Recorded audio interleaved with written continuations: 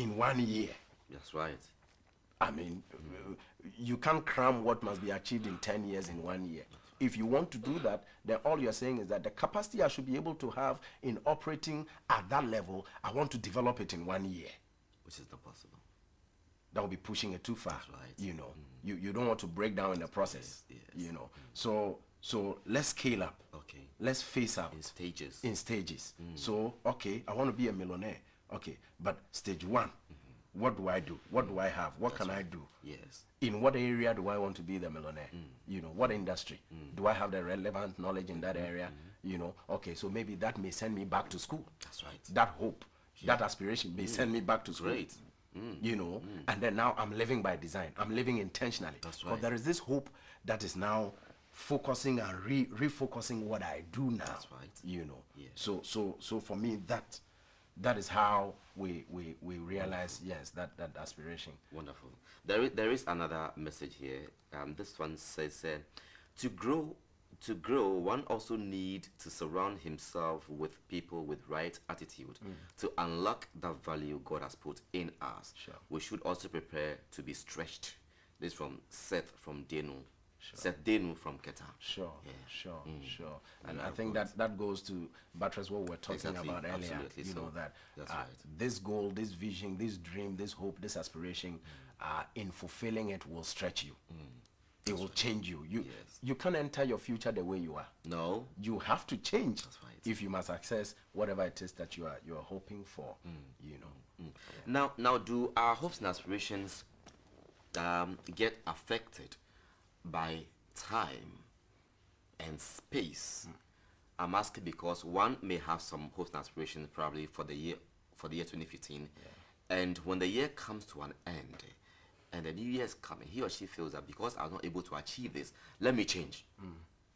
I mean, have an altogether new hopes and aspirations. Yes. Should it be so? Do time and space and environment impact on our hopes and aspirations? That's a very loaded question.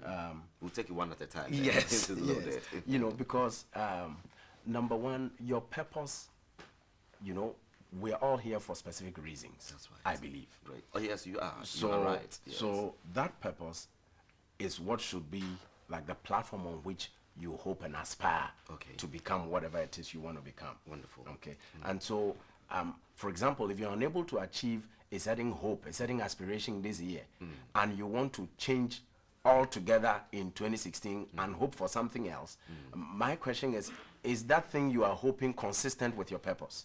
Okay. You know, because all this thing is happening because there is a certain purpose you are here for.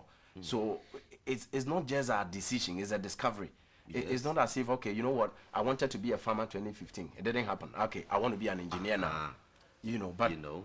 it's engineering in you. No. You know, so if farming is what, you know, the core of you is, and you set a certain goal, I want to be able to clear 13 hectares in 2015, and it didn't happen, then in setting a new goal, it should still be in that area of farming because that's who you are. That's right.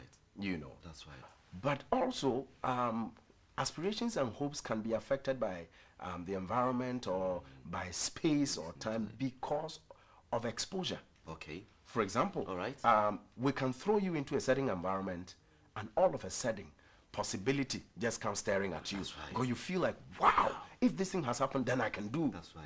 I thought I was just daydreaming, but somebody has even done it already. That's right. You know. Yeah. However, if we keep you in a certain environment, whatever you're dreaming may be so stretching. Yeah. And Frustrating and all that. but all we have to do is just give you exposure. Once we show you more, it's like, oh, this is not Can be done even, after all. yeah, I could do it. You Wonderful. know, and that exposure could be either by being in a certain land in 2 years' time and the friends you keep. Wonderful. Wonderful. Let me read you another message this morning. This one is from the name just stated though. It says, Pastor, you have made my day. If all pastors would be telling us the truth, this world would be worth living. That's what you say. I'm trying.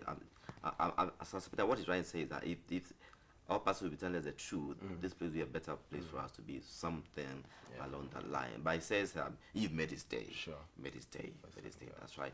Moving forward. Now we move into 2016. Yeah. Still talking about hopes and aspirations. Sure. and we just concluded an aspect of whether or not hope and aspirations can be affected by space, time, environment, and all that. Do hopes and aspirations get affected, once again, another question, by age? Can your age either determine your hopes and aspirations or vice versa? That's a very interesting question. Abraham was 75 when God approached him and said, I want to make you a father of many nations. By that time, he was actually living with his father and mother. Yes. It took God to say, get out of your father's house. At age 75. They're still there. Interesting. So, what would you say? Is that too much for a 75-year-old to have a dream to be the father of many nations? So really, the only reason I would say maybe age may affect a certain vision or a dream could be whether you are willing to go through what it takes to achieve that hope. That what young guys would have gone through. Everything depends on that. That's there are a lot of businesses whose owners started them way after 50. Yes. You know. Yes. You know. So really, it's not really about age, but knowledge. That's right. Whatever it is you have discovered, and if that discovery happens when you are 20, 40, or 60, you can still do it. But when you are 60, would you be willing to cultivate and nurture the energy you require, you need to be able to drive that vision? Because you need energy to drive the goal, to drive the hope, you know. So I'm just trying to position this properly, that yes, age may not affect your hope or aspiration, but it does in a way that a 60-year-old who sees that, wow, I could be this, would he have the energy to do it? You know. Yes. So if he is willing to all of a sudden enroll in a gym, watch his diet, and begin to push himself, and really he can nurture a certain degree of energy that can help me really, you know, achieve that. So you want to say yes and no? No, depending on where the person is willing to do. So. Absolutely, you know. so. You're right, Pastor Burckson. Yes. There's another one. Says, God bless you, GBC Breakfast Show. For the people you bring to us. You're wonderful people. If you continue this way, lives will be transformed. God bless you. Okay. All right. Thanks very much for this message. Although you didn't tell us your name. And this one also says, Pastor Burckson never ceases to inspire. Wow, that's why I keep him in my network to succeed. This, I know, Tohazi, EPSU Legon. Okay. Probably he knows you, but you might not know him. Okay, so say you never cease to inspire him. Thanks very much for that. And this one also says, bless you, Pastor. I have a first class, but need a scholarship. Can you help? I want to get to the top. This from Pastor Paul from Demong. I said, bless you. Say, he wants to get to the top. Anyway, maybe we can talk. We can talk. Okay. Yes. All right. So you could leave your just about when we're ending. Sure. You can give us your contact line. Those who can contact you and get in touch with you later on. So moving forward, one last one. I said, good morning, Breakfast Show crew. I'm feeling the moment. I love GBC. Okay, all right. So this is it. Wonderful. Pastor Burckson, if you have to, for instance, looking at the situation in the country now, moving to 2016, what would you tell people across board? How do you advise us moving into 2016, hopes and aspirations generally, without specifics? I want to be this, that, you know. I would say that the succession of time in itself doesn't change anything. Okay. You know, that's chronometer. You know, it's just the succession of time. So the fact that 2016 is coming will not necessarily change anything. Okay. Wonderful. What will change? And that's the hard truth. And that's it. Yes. You know, a lot of people are excited. It's a new year. I'll become a new person. Everything will become new. Automatic. What will make it new is your new inputs in the new year. If you live it like you lived 2015, you will have what you had in 2015. So what you should be looking at is you. What am I willing to do different in 2016? Fantastic. What am I willing to put in 2016 that I was unwilling to put in 2015? You know, that is what will make 2016 better.